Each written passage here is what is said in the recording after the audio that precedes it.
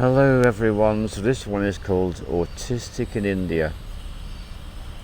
So if you're autistic and you want to come to India, the first thing you need to realise is you are a very brave soul, and much love and respect to you for having that choice in your mind to make. So here are my tips and advices, and I will give links to other films I've already made. So I've been here 2.5 weeks.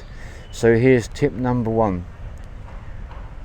Locate a guide before you travel to India, and make sure that your guide is happy to meet you at the airport or whatever means you arrive in this extraordinary, wonderful country. This is perhaps the most important thing you can do. This may be someone that you've met online that you're having a conversation and a friendship with. It may be someone you arrange to pay. Whatever it is, it may be a friend you've had for years. Whatever it is, this is going to be the very best choice you can possibly make. That's number 1. Number 2, if at all possible, try your best to get some accommodation which is above the ground floor. So I have the great pleasure of sleeping on the 7th floor, and this is a huge advantage to me because it actually deals with a lot of issues that autistic people are going to face. And the next thing, which is what I'm doing now, is once you have arrived and got to know your locality and you've been out with your guide a few times, there will come at the point where you're ready to start going out on your own. Well, what I invite you to do is, using the maps function on your device, pay special attention to where there are any parks, because a park is a lifesaver for a person on the spectrum. There's no question about it. So what I'm going to do is I'm going to take you for a very slow stroll. It has just stopped being the hottest part of the day. It's about 32 degrees. It might be dropping a little bit by now. So this is a park which is dedicated to a local saint, and it's called Gurudev. So the sun has been very, very gentle and mild for most of the time I'm here, but today we really do have a strong sun. So that's the situation. So here's the temple which I'm approaching. Won't be the easiest thing for you to see because of the direction of the light, and I want us to be noticing this, because such a mandala is frequently encountered in Glastonbury. So where I live, there's one particular guy who does many of these, his own designs, but when I see those, I have a little connection with Glastonbury. I just wanted to mention. And so there is a sign about the dress code, what is appropriate, what is inappropriate. It's always advisable to know these things in advance. That's what I thought I'd share it with you. So just the fact that all the traffic and all the business is confined just that little bit further away from me makes such a difference to how I feel. So I guess the most obvious thing to say about being here is the fundamental issue all the time is going to be overcharge and overwhelm, because you could say that Mother India is like many other countries on steroids, or Mother India is like many other countries but amplified to the power of 10 or 20 or maybe even more. Those are some of the metaphors I give to help to explain what it's like being here. So to find a park is a godsend, and to find a park with a temple is even better. And one of the things that I find very, very helpful here is I have made a conscious choice to embrace the Hindu practices. Of course, I'm doing the mantra for no more than 2 years now, so it's very familiar to me. So doing the mantra every day, this helps enormously. When I arrived, I had 4 mantras. Now I have 5. I now have the mantra to Shiva. So doing mantras help us to calm and help us to feel soothed and to feel more at ease. So this is a really great thing to do. And of course, being able to take in the energy of the trees, to stop, to become still, this is also very, very valuable indeed. I would say in my experience of being here for 2.5 weeks, that my biggest issue, unsurprisingly, is masking. Because inevitably I don't want my guides to be aware of quite how autistic I am. So I do everything I can to adapt, to be okay with what's going on, to be present to what's going on. And one of the things I'm so grateful for is that both my guides are very passionate about the practice of the Hindu religion. And in fact, I know from them that this is not the ideal word to use. There's a better word to use, which I've made in my notes. This is something else I find very, very helpful. Take a good notebook and a pen, especially if your notebook is the kind where it's got a special little holder for the pen. Then at all times, what you can do is you can just retreat into your notebook, record your impressions, record how you feel, record what's going on for you. Because if you're anything at all like me, you will find this also very soothing. So, in a sense, what I'm inviting you to do is to be aware that simply by being here, the sounds, the cacophony, the smells, the busyness, the chaos, all these things can be overwhelming. So the idea is to cultivate and develop the strategies that work best for you, and to find exactly how you can employ these strategies while you are here in India. So I have chosen to stay with my guides in their city, which is called, well, here we get the first confusion here, because it's called Bangalore and it's called Bengaluru, and Bangalore is the old word which relates to the English Rajans. Bengaluru is a new word which relates to the Hindi language. So at first I thought, well, obviously the polite thing to do, don't use the word Bangalore, use the word Bengaluru. Completely wrong.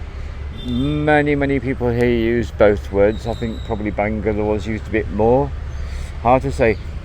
But what I've discovered is that the Hindi language is not accepted by the people of the south, and Bangalore is definitely in the south. So actually, paradoxically, it seems to be slightly better to call it Bangalore. It took me a good 2 weeks to work that one out. And what makes this part very unusual is there are signs where we only have the language which is Kannada, because we are in Karnataka. That's the state that we are in here. I do hope I got the pronunciation right. So all this is going on in here, and if I turn over that way, it's all going on out there. But just the fact that there is a fence and you can see the decorations, they're also going to be religious artifacts as well.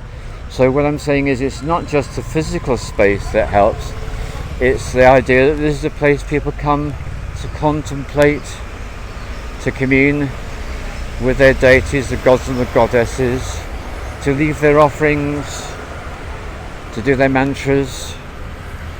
So the energy in this park, even though it's not far away from the road, is just so much easier for me. So I'll let you know, I'll give you my little confession. My confession has arrived 19 minutes early. So by the time I'd walked from where I'm living to here, I was absolutely ready for this park, and not a bit of it. No, because actually it was closed. It didn't open until 4 o'clock, so that was a bit of a shock. So I did wander around all the shops outside of the park, and I now was pushing it a bit, because what I really wanted to do, now this is a very interesting building. I had to take a few steps back. One of the things that I've been discussing with one of my guides is the idea of a maloka. So here we are. I didn't know this, but this is a maloka. This is a maloka with the roof and open sides. But that's what a maloka is. It's a ceremonial space. And when people work with the plant medicines, especially the brown Amazonian plant medicine, a maloka is a delightful structure from which to operate. And the Octagon, where all the retreats are hosted for Nature's Medicine. That is a form of Maloka. 1, 2, 3, 4, 5, 6, 7. Right. 1, 2, 3, 4, 5. Yeah, this is an Octagon as well. How about that? So I'm actually in an Octagon Maloka, and I didn't even know that was going to happen. And it's tiled, and I don't know whether you can see this, but all the tiles have got a very nice pattern on. There we are. So that pattern is repeated on all of the tiles. It's a bit difficult for me to manage that, really. So I'm feeling so much gratitude to be here in Mother India, and to have worked out my strategies. There's a particular time in the evening when the mosquitoes are more likely to bother. The sensible thing to do is to go inside and do whatever you can to minimise the chance of being bitten, because that'll help you feel better. And then the other thing is, if you get bitten, don't stress about it. Things happen. In fact, one of the best attitudes you can have is, when something happens here, say to yourself, it is what it is. Maybe I'm feeling uncomfortable. Maybe I'm feeling embarrassed. Maybe I'm feeling triggering. Maybe I'm feeling shame. Maybe I'm feeling this. Maybe I'm feeling that. Doesn't matter. It is what it is. So I would say it is what it is a very helpful attitude to have to people, to yourself, to life out here. There's no question that simply being here is an initiation in and of itself. And I would argue that subconsciously that's what drives all the Westerners who come here. They are ready to be initiated. And of course, being initiated is to be outside our comfort zones. And so although the park was closed between 11 and 4, so I thought all of the noisy work would have been done by now. Not a bit of it. There's someone using a strimmer over there. So this is a chance for me to practice what I'm preaching. There's a noise inside the park. It is what it is. Get over it, move on, and enjoy the beauty of this tree, which is captivating my energy and attention.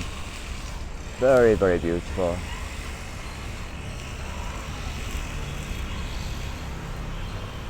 It makes such a difference to have a place like this.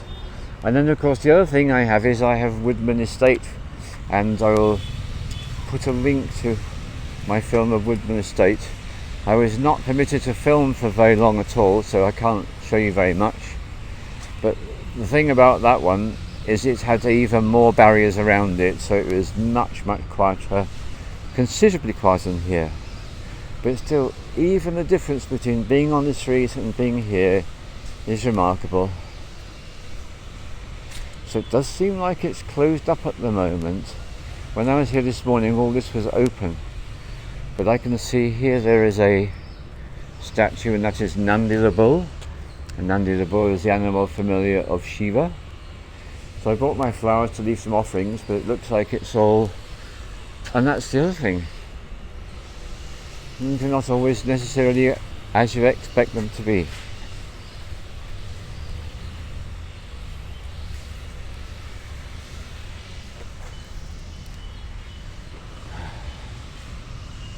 So I'm pretty much back to where I started. I don't quite know what this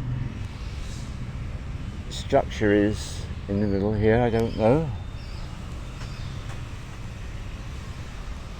But if I go up like that, you can see there's a statue on top there. Don't know whether you can see that. There's a lion there.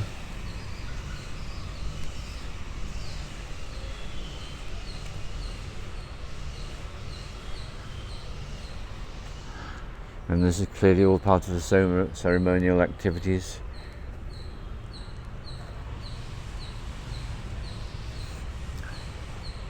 So apparently this temple will be dedicated to the local saint.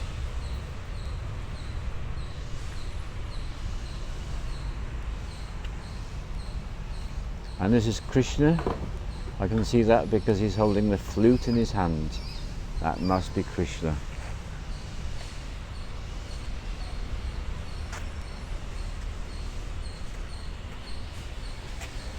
My ignorance prohibits me from saying who this is.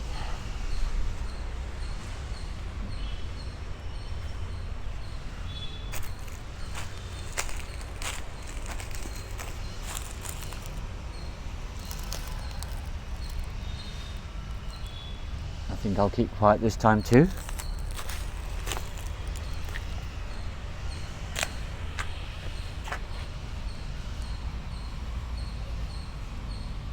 Well, if I can find out information, I will add this in the comments. So my feeling is, if you are autistic and you want to come to India, make sure you have at least one guide. Make sure you have somewhere to stay which is as quiet as can be managed, and generally higher up is better. When going out, to start with, it's a really good idea to go out with your guides. When you've built up your confidence, then it's okay to go out on your own. And when you do go out, don't, whatever you do, film or photograph while walking along. It's so tempting for me to do it. I'm not doing it, and the reason why, I need to have my eyes operating 360 degrees at all times. Now I know logically that's impossible, but I have to do the best that I can to manage that. And that's because the vehicles will be going in the expected direction. Down the road they'll be going in the opposite direction from what you expect them to be doing, and they'll be turning off into side streets and coming out of side streets, and some of these side streets are really tiny and not easy to notice. So it's a really helpful thing to do, to make sure that when you're actually out walking on the street, put your whole attention on the walk and what is going on around you at all times. This is going to be the clue. Oh, now here's something else. Here is something else. Now this is a sign which must be important, because it says it in English as well. Do not put turmeric, kumkum and milk to this snake. So here we are. This is a statue of the snake, probably a cobra, and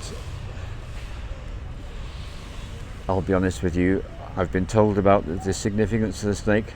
The snake relates to time, that much I remember, but to many more things too. And I can see that people have put turmeric on the snake. When this tree has been dressed, we can see the flowers on it.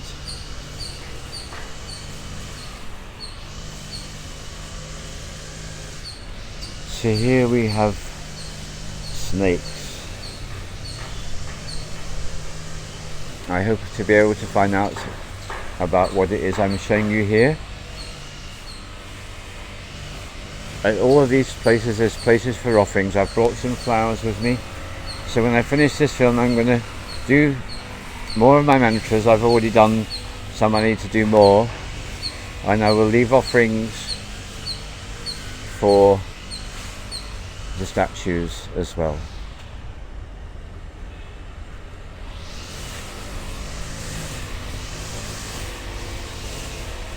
So no old photo frames and no idols around this tree. This tree is magnificent and doesn't want such things. That is a message I would get hold of on this. And what a truly magnificent tree it is, there's no question about it. That really is something, a very special tree. So I'm finding the volume of the shimmer a little bit challenging. So I'm going to do my offerings.